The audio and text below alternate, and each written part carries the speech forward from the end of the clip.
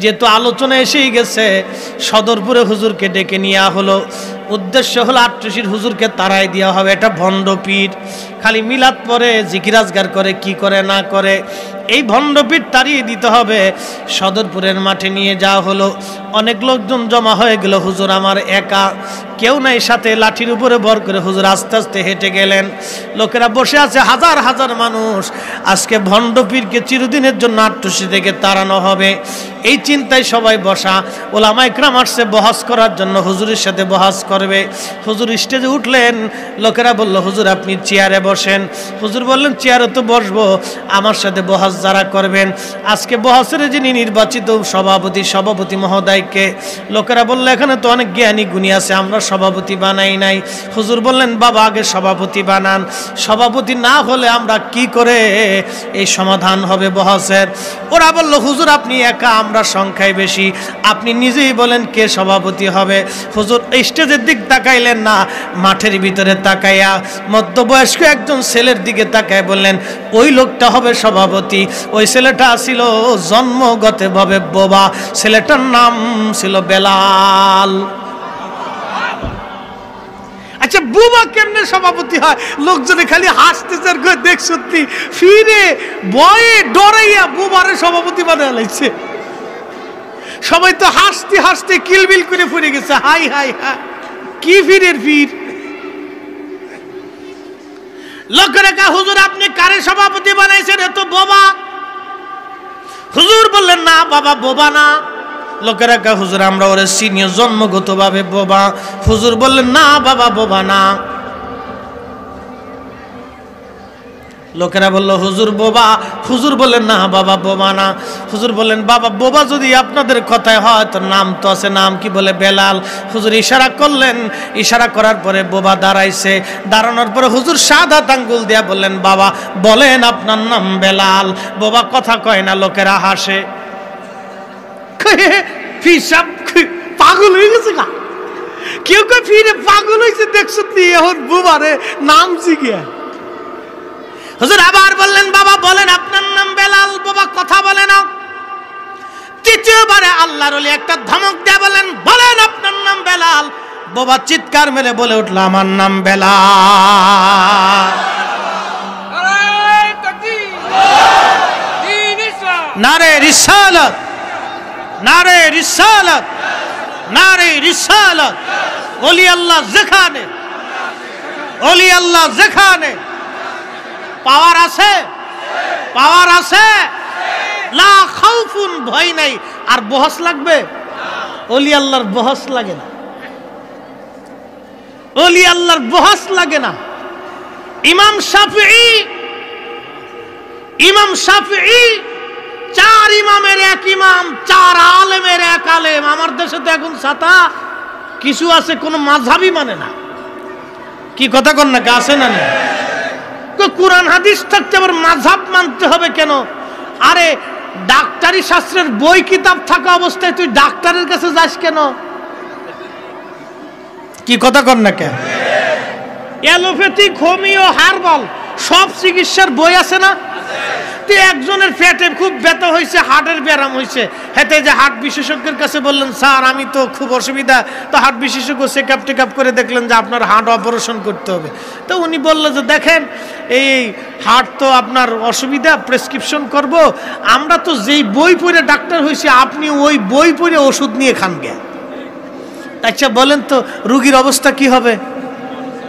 হ্যাঁ, তা আমার দেশের এরকম কিছু বলদ তৈরি হয়েছে, নতুন বলদ। এক কথা কন না কে? নতুন বলদ। কোরআন সুন্নাহ আছে, আবার মাযহাব মানতে যাব কেন? ফির মানতে যাব কেন? কোরআন হাদিসই তো যথেষ্ট। এই বেটা, পৃথিবীর কোন সিলসিলা, কোন তরিকা কোরআন সুন্নাহ ছাড়া না। তারা কোরআন সুন্নাহ থেকে প্রেসক্রিপশন তৈরি করে দিচ্ছে। আমরা প্রেসক্রিপশন মানি, চার ইমামের চার প্রেসক্রিপশন, চার তরিকার চার প্রেসক্রিপশন। প্রেসক্রিপশন একই, কেউ ভ্যাকসিন করে ওষুধ দিছে, কেউ আপনার ইনসেপ্টার ওষুধ দিছে, কেউ স্কয়ারের ওষুধ দিছে। ওষুধ একটাই, এক এক কোম্পানির এক একটা। কি কথা কন না কেন? প্রেসক্রিপশন একটাই,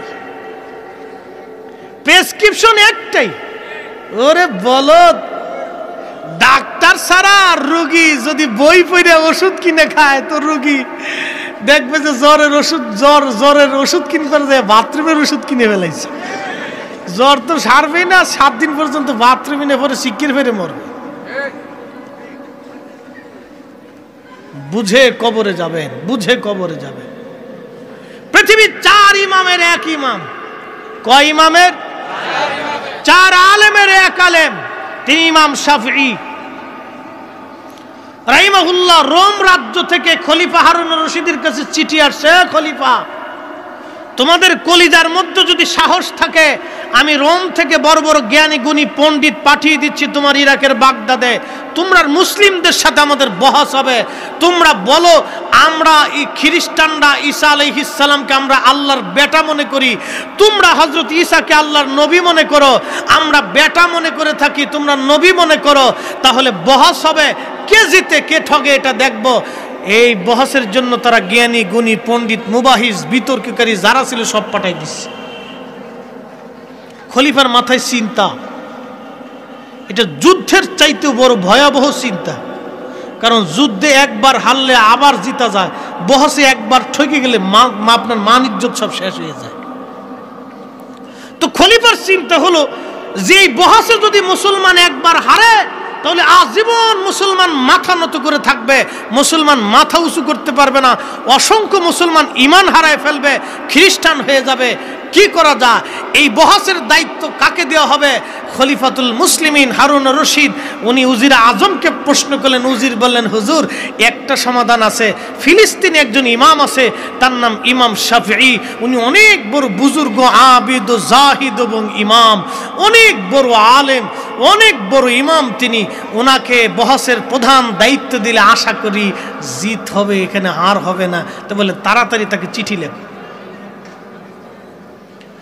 চিঠি লেখা হলো, হযরত ইমাম শাফিঈ রাহিমাহুল্লাহর কাছে চিঠিখানা পাঠানো হলো। খলিফা বললেন, ইমাম শাফিঈ এই বহস থেকে যদি আমাদেরকে পরিত্রাণ দিতে হয় আপনি ছাড়া আর কেউ নাই, একটু আপনি তাড়াতাড়ি ইরাকের বাগদাদে আসেন। হযরত ইমাম শাফিঈ চিঠি লিখলেন, হুজুর খলিফাতুল মুসলিমিন আমি বহস করতে পারি, তবে শর্ত হলো বহসের দৃষ্টান্ত হবে, বহসের মানে জায়গাটা হবে দজলা নদীর পারে, আর বহসের সময়টা হবে জোহরের নামাজের পরে। জায়গা হবে দজলা নদীর পারে, সময় হবে জোহরের নামাজের পরে, আমি বহস করব। হযরত ইমাম শাফিঈ বহস করার জন্য গেলেন। রোম রাজ্য থেকে বড় বড় জ্ঞানী গুণী যারা তারা আসছে, বহস হবে, কে বহসে জিতে এটা দেখবো। হাজার হাজার লক্ষ লক্ষ মুসলমান, খ্রিস্টান, অন্যান্য ধর্মের যারা ছিল তারাও বহস দেখার জন্য আসছে, কে জিতে দেখবো। ইমাম শাফিঈ আসলেন, উনি স্টেজে উঠলেন না, দজলা নদীর পারে। খলিফাকে বললেন, খলিফা জোহরের নামাজ আগে পড়ে নিব, আমাকে একটা জায়নামাজ দেন, আমি আগে জোহরের নামাজ পড়ব। একটা জায়নামাজ ওনাকে দেয়া হলো। সবাই জায়নামাজ বিছায় জমিনের উপরে, ইমাম শাফিঈ জায়নামাজ বিছাই দিলেন দজলা নদীর পানির উপরে। পাওয়ার আছে? আছে? কে বলেছে লা খাউফ? আল্লাহ বলছেন ভয় নাই, ওয়ালা হুম ইয়াহজানুন, চিন্তাও নাই, আর মুনশি কয় উপায় নাই।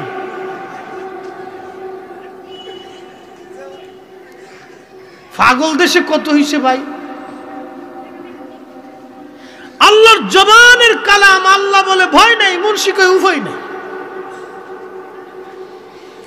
হযরত ইমাম শাফিঈ জায়নামাজ বিছায়া দজলা নদীর মাঝখানে গেলেন, জায়নামাজে চড়ে। সুবহানাল্লাহ কোন। জায়নামাজের নিচে মনে অনেক দামি শক্ত তক্তা ছিল, স্পিড বোর্ড ছিল, পানির উপরে জায়নামাজ, জায়নামাজের উপর ইমাম শাফিঈ। জায়নামাজ কি কলা গাছ দিয়ে বানাইছে না? এক বেটা বই লেখছে, মাযহাব মানে না, এক বেটা বই লেখছে, কয়েক শাহজালাল রহমতুল্লাহ জায়নামাজ দিয়ে নদী পার হইছে না, কলা গাছ দিয়ে নদী পার হইছে। কি বুঝলেন আপনারা? আমি কই বেটা তুই দেখছত কলা, খাইছত কলা, মরার পরে পাবিও কলা। তোর বরাতে আছে কলা। দেখেন, চিন্তা করেন কত বড় দুর্বিসন্ধি আগামীর প্রজন্ম, আগামীর যুবকদের মাথা নষ্ট করার জন্য ইতিহাসের বইয়ের ভিতরে একটা ভুল তথ্য দিয়ে বিতর্ক সৃষ্টি করে দিচ্ছে। আগামীর প্রজন্ম এই বইটা পড়ার পরে চিন্তা করবে, হ্যাঁ সত্যই তো, কলা গাছ দিয়ে তো নদী পার হওয়া যায়, জায় নামাজ দিয়ে কি করে নদী পার হবে? যেই শিয়ালে আঙ্গুর ফল না খাইছে ওই শিয়াল তো আঙ্গুরের মজা বুঝবে না। যেই লোকে আপেল কোনোদিন না খাইছে তাকে আপেলের মজা বোঝানো যায় না। ছোটকালে বাচ্চারা দেখবেন আপনার রাস্তা দিয়ে হাঁটার সময় আপনি হাতে ধরে যখন হাঁটবেন তখন কে বাবা এটা কি গাছ? বলে আম গাছ। আর বাচ্চারা কোনোদিন ধরেন আপনি আম খাওয়ান নাই, তো বলবো আম কি? বলে ফল। এটা কি করে? বলে খায়। কেমনে খায়? বলে শুলে শুলে এমনি এমনি মুখের ভিতরে দিয়ে খায়। আচ্ছা খাইলে কি হয়? বাচ্চা জিগেইতেছে। তা আমার দেশের ওই সমস্ত কিছু মানুষ এখন তৈরি হয়েছে একবারে সেম বাচ্চাদের মতো। কি কথা কন না কেন? আকল জ্ঞান একবারে বাচ্চাদের মতো হয়ে গেছে। বলে কি করে সম্ভব? যাই নামাজ দিয়ে নদী পার হওয়া কি করে সম্ভব? আরে বলো, তুমি তো নিজেও বুঝো না, তো বুঝো না তো তোমাকে বুঝাবো কেমনে?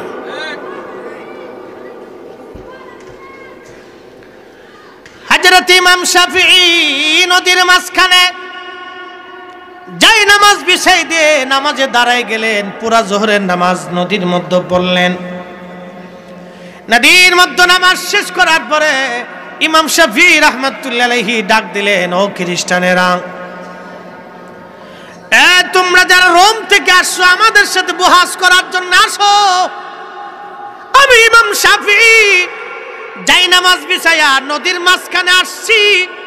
আজকে স্টেজে বহাস হবে না। কারো বাপের বেটার কলিজার মধ্যে যদি সাহস থেকে আসো, তোমরাও দজলা নদীর মাঝখানে আসো। আমি যেমনি আইছি এমনি দজলা নদীর মাঝখানে আসো। আজকে দজলা নদীর মাঝখানে যাই নামাজে দাঁড়াইয়া আজকে বহাস করব। কেউ আল্লাহু আকবার, ইয়া রাসূল, ইয়া রাসূল।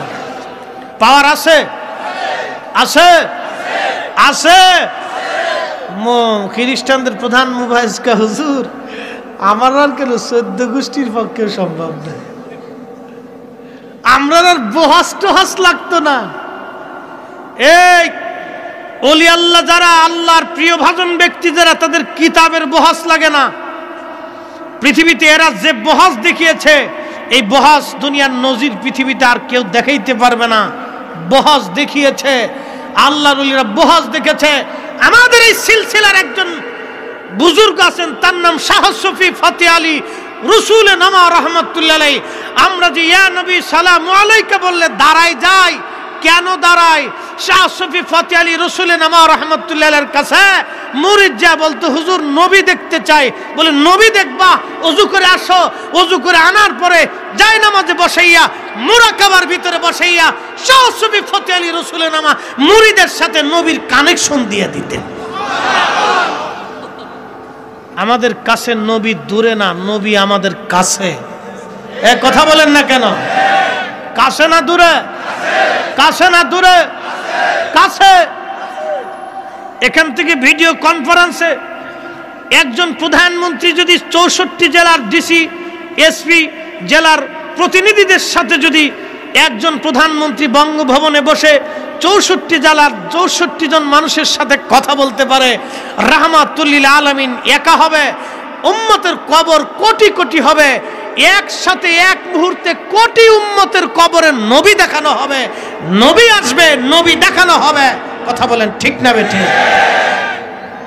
বুঝলে বুঝপাতা, না বুঝলে তেজপাতা।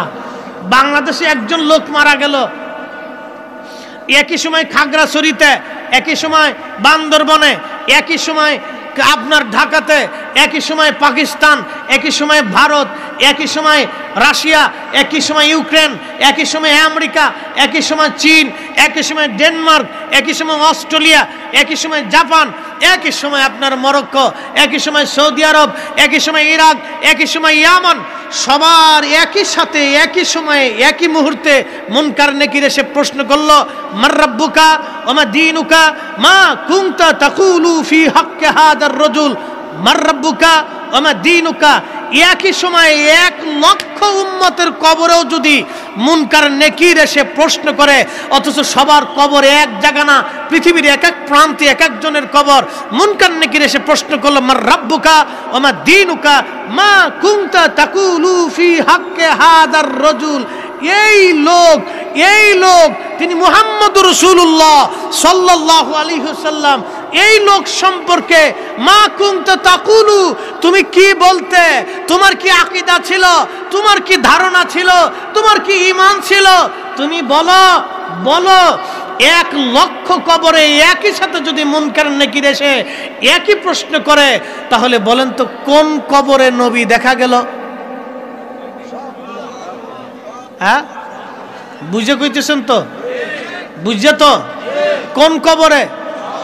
একসাথে জবাব দেন, কোন কবরে? কোন কবরে? কোন কবরে? নবী কয়জন? কবর কয়টা? কবর হাজার হাজার, নবী কয়জন? কবর কয়টা? এক নবীকে যদি একই সময় একই মুহূর্তে হাজার হাজার কবরে দেখানো যায়, তাহলে একই নবী হাজার হাজার উম্মত দেখতে পায়। আসতে বলেন কেন, জোরে বলেন। আপনি যদি না বুঝেন তো আপনার বুঝের দোষ, আপনাকে কি করে বুঝাবো, নিজেও তো বুঝেন না। বুঝ হলো আসল জিনিস, তো বুঝাবো কেমনে যদি না বুঝেন? এই জন্য আমরা আহলে সুন্নাত ওয়াল জামাত আগেও হক, এখনো হক, আগামীতেও হক। আগেও হক, এখনো হক, আগামীতেও হক। কেউ থাকলেও হক, না থাকলেও হক। কেউ আহলে সুন্নাত ওয়াল জামাতে আসলেও হক, না আসলেও হক। আপনার আশা না আশা দিয়ে এটা হক বেহক হয় না। এটা আকীদা, এটা নবীর জামাত, এটা ওলিদের জামাত, এটা সাহাবায়ে কেরামের জামাত। এ জামাত আগেও ছিল, এখনো আছে, আগামীতেও থাকবে। একজন শাহজালাল যা করেছে 60 লক্ষ আলেম তা করতে পারে নাই। একজন খাজা মাইনুদ্দিন চিশতি যা করেছে কয়েক কোটি মানুষ তা করতে পারে নাই। একজন মুজাদ্দিদ আল হোসেনী যা করেছে 40 লক্ষ মুসলমানও তা করতে পারে নাই। একজন খাজা বাহাউদ্দিন যা করেছে কোটি কোটি মুসলমান তা করতে পারে নাই। আল্লাহর ওলিরা এই জমিনে যা করেছে কোটি কোটি মুসলমান তা করতে পারে নাই। অতএব একজন ওলি যথেষ্ট হবে আহলে সুন্নাত ওয়াল জামাতকে জমিনে এই পতাকা আল্লাহর আকাশে উড়ানোর জন্য। কথা বলেন ঠিক না বেঠিক? আবার বলি, আপনি থাকলেও হক, না থাকলেও হক, আসলেও হক, না আসলেও হক, মানলেও হক, না মানলেও হক। ওলিদের পাওয়ার আছে। ইমাম শাফিঈ বললেন, কে আছেন বহস করবেন, আসেন। প্রধান মুবাহিস খ্রিস্টানদের বললেন, হুজুর আমাদের আর বহসের দরকার নাই, আপনি চলে আসেন। আপনাকে যেই কালেমা, যেই ঈমান, যেই ইয়াকিন, যেই আকীদা, যেই বিশ্বাস, যেই নবী, যেই কোরআন, যেই গোলামি আপনার কথা পানিতে শুনে, আপনার জায়নামাজ পানিতে ডুবার সাহস করে না। পানি দাজলা নদী আপনার জায়নামাজ ডুবাইতে সাহস পায় না। আমাদের আর বুঝার বাকি নাই, সেই ঈমান, সেই কোরআন, সেই আল্লাহ, সেই নবী, সেই ধর্মই সত্য। অতএব আপনি আসেন, আপনার হাতে হাত রেখে কালেমা পড়ে মুসলমান হয়ে যাও। পাওয়ার আছে। ওলি আল্লাহদের বহস লাগে না, বহস